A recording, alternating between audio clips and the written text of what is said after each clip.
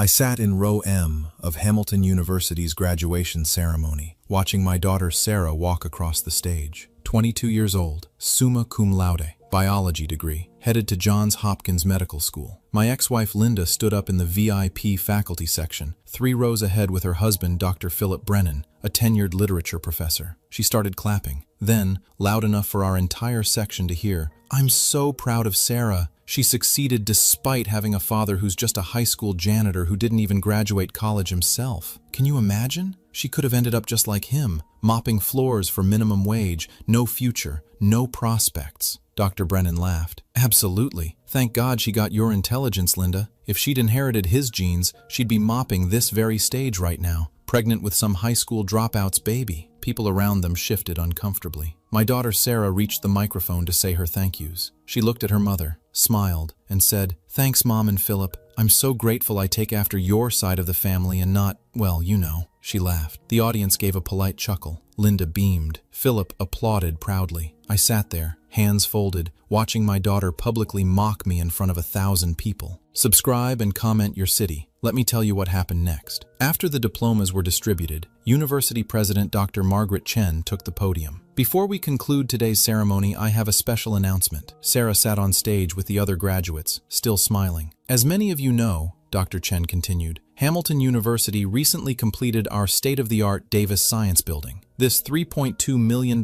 facility represents the largest single donation in our university's 147-year history." Linda whispered to Philip, "Some tech billionaire looking for a tax write-off, probably." "The donor requested anonymity," Dr. Chen said, "but today, with his permission, I'd like to recognize him publicly." She looked directly at me. "Mr. Thomas Davis, would you please stand?" The stadium went silent. Linda's head whipped around, stared at me. Philip's mouth fell open. Sarah's smile vanished. I stood up, slowly. "Mr. Davis is more than our largest donor," Dr. Chen said. "He's also the father of one of today's graduates, Sarah Davis." Sarah's face went from smiling to white. "Mr. Davis works as a janitor at Riverside High School," Dr. Chen continued. "He earns $32,000 per year. What most people don't know is that he also owns and operates a real estate investment business. Over the past 15 years, he's built a portfolio of 41 rental properties with a net worth of approximately $8.4 million. Gasps throughout the stadium. Linda grabbed Philip's arm, staring at me in shock. "The Davis Science Building," Dr. Chen said, "was funded entirely by Mr. Davis. But that's not all. He also established the Future Doctors Scholarship, a program providing full-ride scholarships to pre-med students from single-parent households." Sarah sat frozen on stage. "Over 4 years, this program has supported 15 students with a total investment of $3.6 million. This year's recipient was Sarah Davis herself, though she had no idea her own father funded her entire undergraduate education." The stadium erupted in applause. Sarah stood up from her seat, looking at me across hundreds of rows of people. Her face was red, not with pride, with shame. Dr. Chen extended the microphone toward me. "Mr. Davis, would you like to say anything?" A runner brought me the mic. I looked at Sarah, at Linda, at the 1,000 people watching. "I'm just a janitor," I said quietly. "I didn't go to college. I mop floors. I clean bathrooms. I make $32,000 a year." Linda's expression shifted, like she was waiting for me to prove her point. "But I'm also a father who worked 80-hour weeks to build a business so my daughter could have opportunities I never had. I paid $240,000 for her education without her knowing because I wanted her to succeed on her own merit." I paused. "I also wanted to see if she'd respect me for who I am, not what I have. If she'd value character over money. If she'd defend her father when people mocked him." I looked directly at Sarah. "She just laughed and told 1,000 people she's grateful she doesn't take after me." Sarah's face crumpled. "So I guess I have my answer." I handed the microphone back. The applause had stopped. The stadium was dead silent. I walked down the row, out of the seating area, to the parking lot, got in my 15-year-old Honda, and drove home. My phone started ringing 20 minutes later. Sarah, over and over. I didn't answer. Linda called. Philip called. I ignored all of them. Over the next 2 weeks, my phone showed 44 missed calls. I went to work, mopped floors at Riverside High, collected rent from my properties, lived my quiet life. On day 16, Sarah showed up at my house. I was in my garage, fixing a broken toilet tank for one of my rental units, when I heard, "Dad?" I didn't look up. "You should be celebrating. Graduation parties, senior trip. I've been trying to call you for 2 weeks." "I know. Please, I need to talk to you."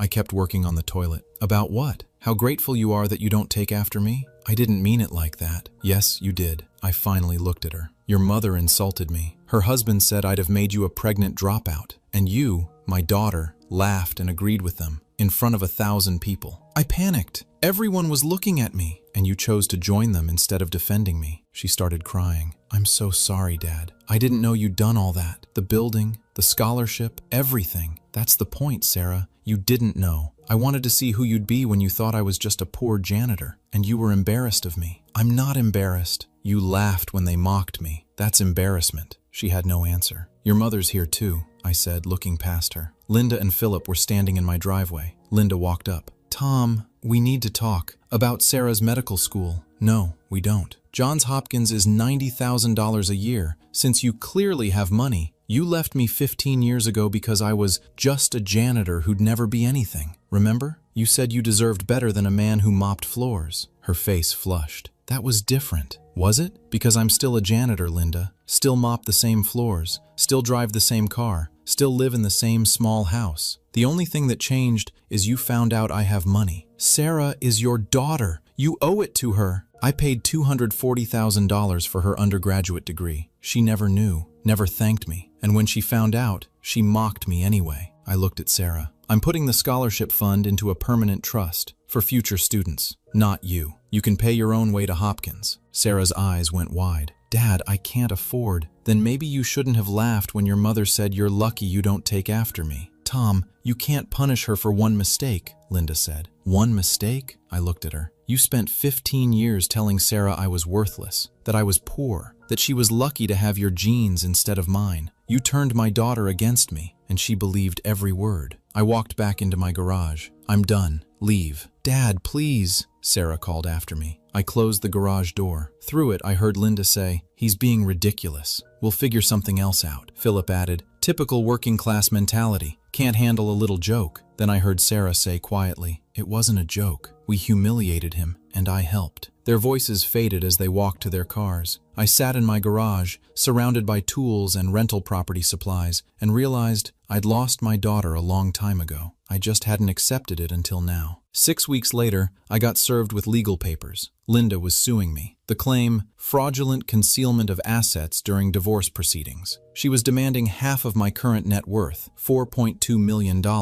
claiming I'd hidden my real estate business during our divorce 15 years ago. Her lawyer's argument. Mr. Davis deliberately misrepresented his financial situation to avoid equitable distribution of marital assets. It was bullshit. I'd started buying properties 2 years after our divorce, but now I had to defend myself in court. The hearing was scheduled for 8 weeks later. Sarah called me. I didn't answer. She left a voicemail. Dad, I told Mom not to do this. I told her it was wrong. Please call me back. I deleted it. My lawyer, Frank Morrison, was confident. She has no case. Your business started after the divorce. All the documentation proves it. Will she have to pay my legal fees when she loses? If the judge rules it's a frivolous lawsuit, yes, good. At the hearing, Linda's lawyer presented their case. Tried to paint me as a liar who'd hidden wealth. Frank destroyed them. He showed tax returns, property purchase dates, business formation documents, everything dated after the divorce. Your Honor, Frank said, Mr. Davis was exactly what he claimed to be during the divorce proceedings, a janitor earning $32,000 per year. He built his business through hard work and smart investments over the following decade and a half. Mrs. Brennan left him because he wasn't successful enough. Now that he is successful, she wants his money. The judge, a no-nonsense woman named Helen Rodriguez, looked at Linda with disgust. Mrs. Brennan,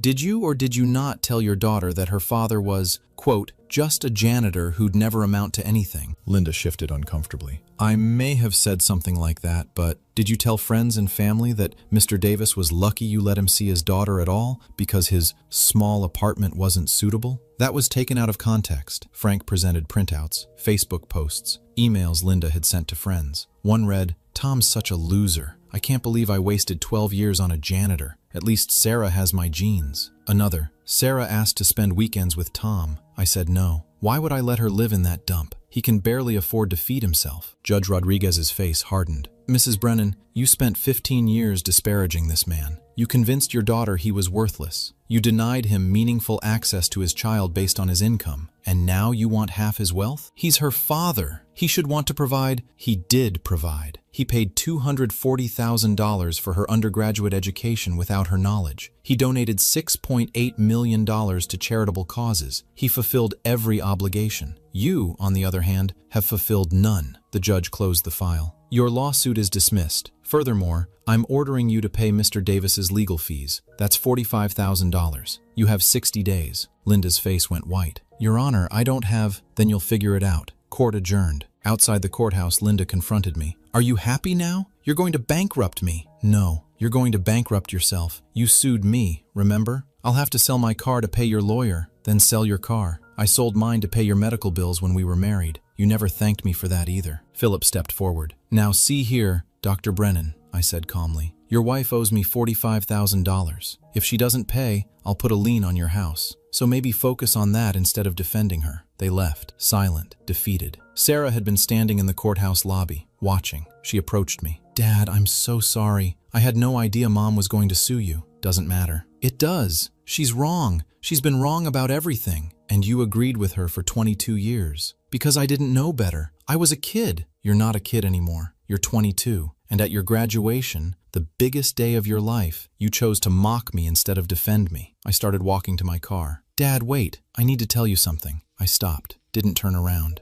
I turned down Johns Hopkins. I turned around. What? I can't afford it, and I don't want Mom and Philip to pay for it. So I accepted a spot at State Medical School instead. Sarah, it's a good program. Not prestigious, but good. And I can afford it with loans. Why would you do that? Because I don't deserve Hopkins. I don't deserve anything you gave me. I laughed at you. I'm ashamed of who I was, who I still am. She was crying now. I'm going to State to learn to be better, to become someone you might be proud of someday. Not because of what school I went to, because of who I am. I didn't know what to say. I'm not asking for your forgiveness, she said. I just wanted you to know. She walked away. I stood there in that parking lot, watching my daughter leave, and for the first time in weeks, I felt something other than anger. I was mopping the cafeteria at Riverside High School when someone said, "Excuse me, are you Mr. Davis?" I looked up. A young woman in a white doctor's coat stood in the doorway, stethoscope around her neck, clipboard in hand. It took me a second to recognize her. Sarah, what are you doing here? I asked. I'm the new school doctor, she said. Just got hired. I'll be here 3 days a week. Free health screenings for students and staff. I stared at her. I graduated State Medical last month, she said. Top of my class. Got offers from 3 hospitals. Turned them all down. Why? Because I wanted to work where you work. Serve the community you've served for 30 years. She showed me her office, a converted classroom near the nurses' station. I'm also opening a free clinic downtown, she said, for low-income families, people who can't afford health care, people like the families who rent your apartments. How do you know about my renters? I've been volunteering at the community center for the past 4 years. Met a lot of them. They all said the same thing. Tom Davis is a good man, fair, kind, never raises the rent, fixes things himself. She smiled sadly. I wanted to meet the man they described, the one I should have known all along. I leaned on my mop. Your mother must hate this career choice. She does. So does Philip. They don't talk to me anymore. Said I threw my life away choosing State over Hopkins, choosing a $60,000 school doctor job over a $300,000 hospital position. Did you? Throw my life away? Yeah. She looked at me directly. No, Dad. I found it. My throat tightened. I'm not asking you to forgive me, she said. I know what I did. I laughed when they mocked you. I valued prestige over character. I was everything you taught me not to be. You were young. I was old enough to know better, but I'm trying to be better now. Every day. That's all I can do.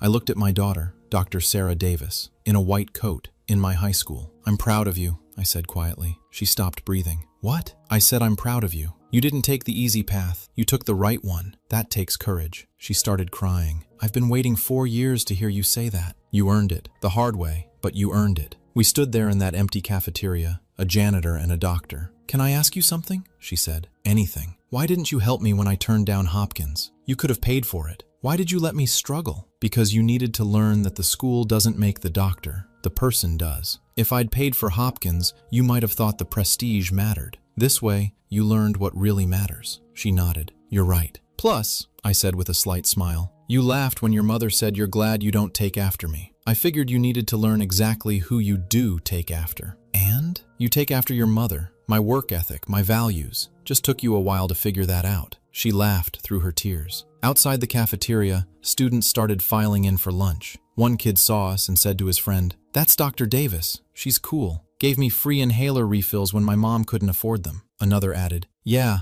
and she never makes you feel bad about stuff. Treats everyone the same." Sarah and I looked at each other. "You're just like your old man," I said. "Good," she said. "That's all I ever wanted to be." 6 months later, I got a call from Dr. Margaret Chen, the university president. "Mr. Davis, we're dedicating a plaque at the Davis Science Building. We'd like you to attend." "I don't need a plaque. It's not for you. It's for the students. We want them to know that the building was funded by a high school janitor who believed in education. We think that's an important message." I agreed to come. The ceremony was small, maybe 50 people. Students, faculty, some press. Sarah was there. She'd driven up from our town. Dr. Chen unveiled the plaque. Davis Science Building funded by Thomas Davis High School janitor, real estate investor, philanthropist. Success isn't measured by your title. It's measured by what you build for others. People applauded. Then Sarah took the microphone, unplanned. "I'm Dr. Sarah Davis," she said, "Tom's daughter. 4 years ago, I stood on that graduation stage and laughed when my mother mocked him for being a janitor. I'm not here to make excuses. I was cruel, shallow, everything he taught me not to be." The crowd was silent. "I went to state medical school instead of Johns Hopkins, worked my way through with loans, became a school doctor making $60,000 a year instead of a surgeon making 10 times that, and I've never been happier." She looked at me. "Because my father taught me that the measure of a person isn't their job title or their bank account. It's what they do for others, how they treat people, who they choose to be when nobody's watching." She pointed to the building. "This building exists because a janitor who makes $32,000 a year gave $3.2 million to help students like me. Students who might not have believed in themselves. Students who needed someone to believe in education, even when the world told them people like us don't matter." Her voice broke. "I'm sorry, Dad, for everything. And I promise, every patient I treat,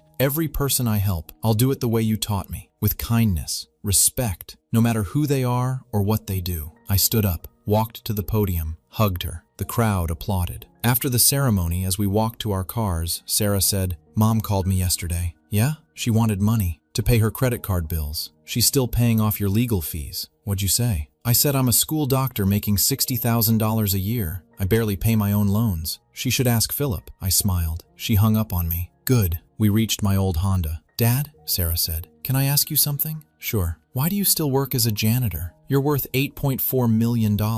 You could retire." I looked at Riverside High School in the distance. "Because somebody has to clean these floors. Might as well be me. Plus, the kids are good. They say hi, ask how I'm doing, treat me like a person." "Not because of your money?" "They don't know about my money. They just know I'm Tom the janitor who lets them eat lunch in the cafeteria when it's raining." Sarah smiled. "You're exactly who I want to be when I grow up." "You already are." I got in my car. "Dad?" she called after me. "Yeah, I love you." "I love you too, kid." I drove back to my small house in my old car, ready to mop more floors tomorrow, because that's who I am. Not a millionaire, not a philanthropist, just a janitor who raised a doctor, and that's enough. The janitor raised a doctor, the hard way. Hit like, subscribe, and comment your city. Next story on screen.